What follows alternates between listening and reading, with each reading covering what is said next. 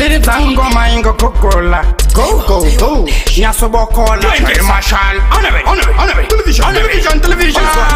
Ndozi batakola. Ngoma. Vanuziva kuti ndakakora. Hende ndatonza magetsi kunge sola. Saka vauze kuti ni wasandi dzora. Avafe vandidzora. Vanditirombe. Haiwa ina ndengarombe. Mangoma ya vamatambe. Siyai futi vamajambe. Television. Ukanditsvaka undiwane mudictionary. Rafero chiri mudictionary. Chosiya pane funerary. Chadura kuita kunge jewelry. Ukanditsvaka uchiwane mudictionary. Rafero chiri mudictionary. Chosiya paita funerary. Kazonganditaza huona vakuda kuroba. Ngoma vandiona kane ndina boba. Asi vamwe vachatofura mababa. Nekuti vakundiziva kupata mukoba.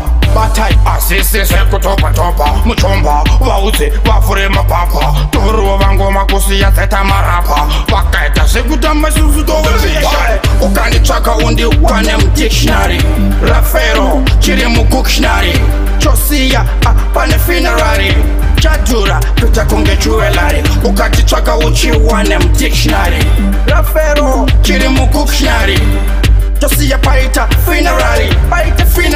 Asisi ndozi batakola. Ngoma vanoziva kuti ndakakora. Hende ndatonza magetsi kunge sola. Saka vauze kuti ni vasandidzora. Avafe vandidzora. Vanditirombe.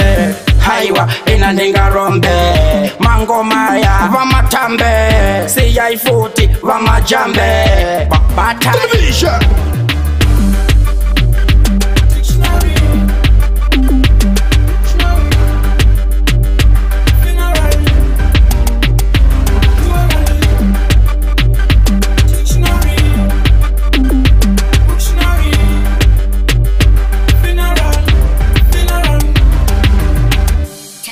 Entertainment.